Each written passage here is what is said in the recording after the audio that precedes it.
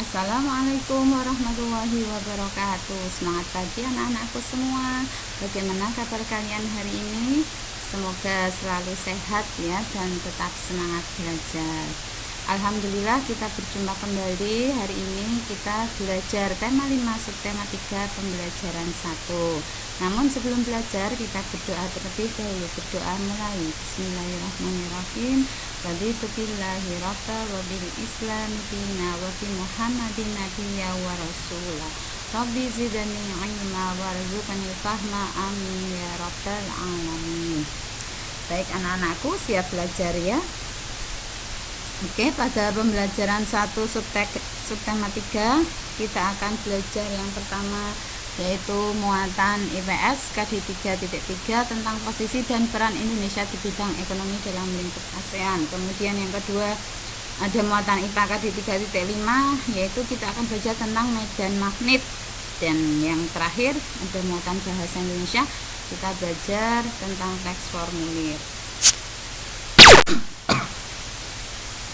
Anak-anak, tahukah kalian bahwa banyak pelaku usaha yang menghasilkan berbagai produk bernilai jual dari benda-benda tidak terpakai. Jadi bagi sebagian orang yang kreatif, bahan bekas, bahan yang tidak terpakai itu bisa diolah kembali, bisa didaur ulang untuk apa? Menghasilkan produk yang bernilai jual. Nah, di sini nanti ada teks ya. Ternyata bunga kering tidak sekadar menumpuk menjadi sampah. Ini ada seorang namanya Ibu Made, seorang pelaku wirausaha, memanfaatkan bunga kering menjadi aneka produk pewangi. Ada teks di sini judulnya kreativitas yang membuahkan hasil. Ustazah bacakan ya, silahkan disimak. Rangkaian bunga kering buatan Ibu Made Yuliani memenuhi etalase di rumahnya. Indah dipandang dengan aroma semerbak memenuhi ruangan. Ibu Made Yuliani adalah seorang tokoh wirausaha Bali yang memulai usahanya dengan mengumpulkan bunga-bunga kering yang berjatuhan di sekitar tempat tinggalnya di Pulau Dewata. Berawal dari rangkaian bunga kering, usahanya kini berkembang pesat dan menghasilkan aneka produk pewangi, sabun alami, pelembab tubuh, serta pewangi ruangan diramu dan dibuatnya dari beragam jenis buah dan tanaman. Kreativitas sangat penting dalam usaha ini, ujar Ibu Made. Bunga-bunga kering yang awalnya tampak tidak menarik dirangkai kembali menjadi karya seni yang memiliki nilai jual, lanjut Bu Made lagi. Pelanggan produk yang dihasilkan oleh Ibu Made Yuliani tidak hanya berasal dari dalam negeri, namun banyak yang berasal dari mancanegara. Nah, diberlakukannya MEA Masyarakat Ekonomi ASEAN tentunya akan mempengaruhi arus barang dan jasa, termasuk produk-produk yang dihasilkan oleh Ibu Made Yuliani. Apakah MEA itu? Bagaimana MEA mempengaruhi kehidupan kita? Apa manfaat MEA bagi Indonesia dan negara-negara ASEAN lainnya? Mari kita simak lebih lanjut anak-anak. Nah, sekarang kita bahas tentang MEA. Apakah MEA itu? MEA singkatan dari Masyarakat Ekonomi ASEAN. Para pemimpin ASEAN sepakat memberlakukan pasar tunggal di kawasan Asia Tenggara pada akhir 2015 agar daya saing ASEAN meningkat dan untuk menarik investasi asing. Penanaman modal asing di wilayah ASEAN sangat dibutuhkan untuk meningkatkan lapangan pekerjaan dan meningkatkan kesejahteraan. Pembentukan MEA nantinya memungkinkan satu negara menjual barang dan jasa dengan mudah ke negara-negara lain di seluruh Asia Tenggara, sehingga kompetisi akan semakin ketat. Nah, bagaimana MEA mempengaruhi kita? MEA tidak hanya membuka arus perdagangan barang atau jasa, tetapi juga pasar tenaga kerja profesional seperti dokter, pengacara, akuntan, dan lain sebagainya. Dengan diterapkannya MEA, peluang tenaga kerja asing untuk mengisi berbagai jabatan serta profesi di Indonesia akan semakin terbuka. Begitu pula sebaliknya, tenaga kerja Indonesia juga mempunyai peluang yang lebih besar untuk bekerja di negara-negara anggota ASEAN lainnya. Hal ini menandakan bahwa kualitas produk dan sumber daya manusia Indonesia harus terus ditingkatkan agar mampu ikut berpartisipasi bersama tenaga kerja asing. Apa keuntungan MEA bagi Indonesia dan negara-negara ASEAN lainnya? Nah, riset terbaru dari Organisasi Perburuhan Dunia atau ILO menyebutkan pembukaan pasar tenaga kerja mendatangkan manfaat yang sangat besar.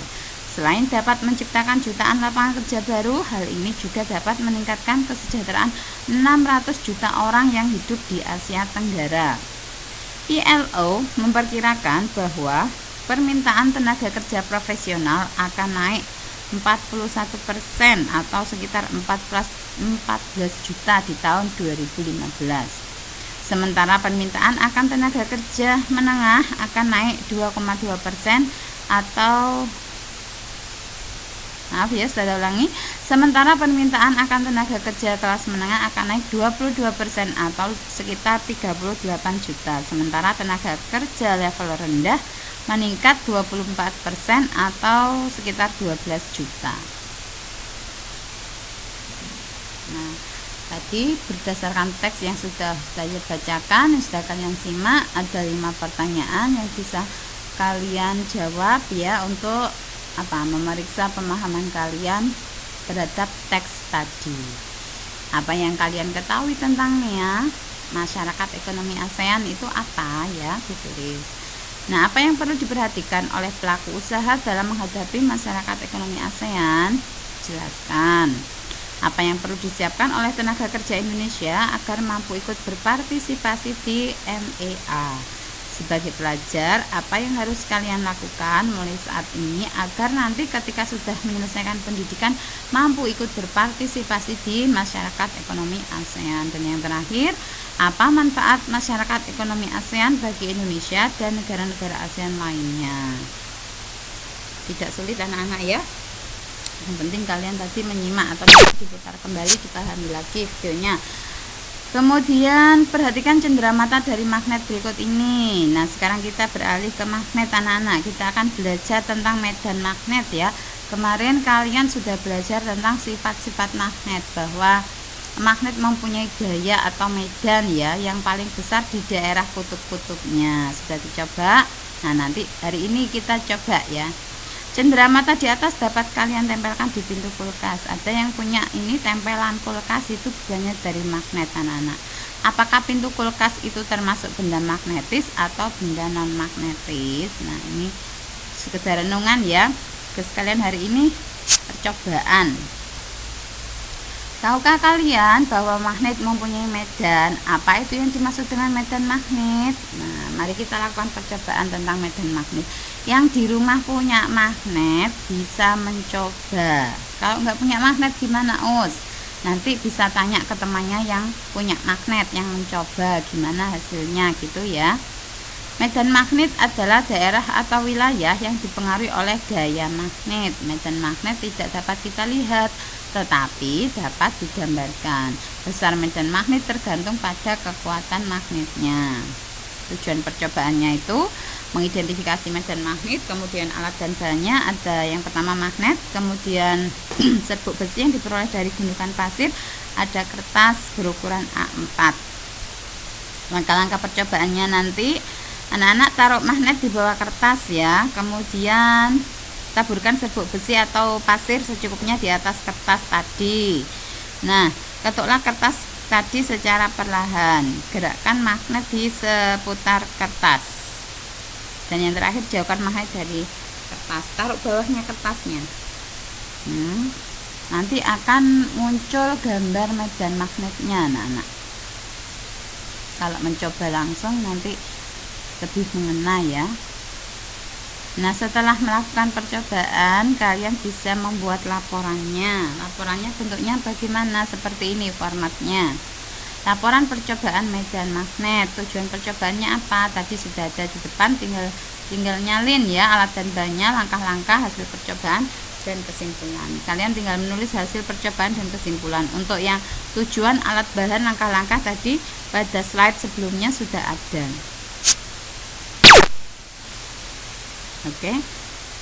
Kemudian sekarang kita belajar formulir anak-anak. Perdagangan di pasar bebas memang akan meningkatkan arus barang dan jasa. Tahukah kalian bahwa banyak usaha kecil dan menengah mengirim barang-barang mereka kepada konsumen menggunakan jasa kurir. Sebelum barang dikirim kepada konsumen, biasanya penjual mengisi formulir terlebih dahulu. Ini pada pembelajaran sebelumnya kalian sudah berkali-kali ya belajar tentang formulir, artinya apa? Intinya di dalam formulir itu terdapat apa saja, ada data penerima, ada data pengirim. Kalau misalnya ngirim lewat ekspedisi, siapa yang pernah, nah pasti suruh isi seperti ini anak-anak. Tadi sudah ada teks formulirnya, dipahami. Ada 4 pertanyaan juga yang bisa kalian jawab. Apa saja informasi yang tercantum dalam pengiriman barang? Nah, mengapa kita perlu mencantumkan kode pos dalam formulir pengiriman barang? Apa yang terjadi jika alamat penerima barang tidak ditulis dengan lengkap? Jelaskan. Mengapa kita perlu mencantumkan nomor telepon pengirim dan penerima dalam formulir tersebut? Formulir yang ada tadi hanya merupakan salah satu contoh formulir pengiriman barang. Setiap lembaga atau perusahaan dapat membuat formulir dengan data dan format yang berbeda. Tadi hanya contoh saja anak-anak ya. So, kalau formatnya berbeda bagaimana ya? Tidak masalah, disesuaikan nanti ya. Jadi tugasmu tadi yang pertama menjawab 5 pertanyaan berdasarkan teks tadi ya, yang MEA Masyarakat Ekonomi ASEAN, kemudian mencoba percobaan tentang medan magnet, dan yang terakhir ini pada pembelajaran 1 ada 3 tugas untuk 3 muatan bahasa Indonesia, muatan IPA, dan muatan apa tadi? PS ya, yang MEA tadi tentang IPS. Oke anak-anak, sekian untuk pembelajaran hari ini, semoga bermanfaat. Terima kasih atas perhatiannya dan tetap semangat belajar. Saya akhiri, wassalamualaikum warahmatullahi wabarakatuh. Sampai jumpa. Terima kasih.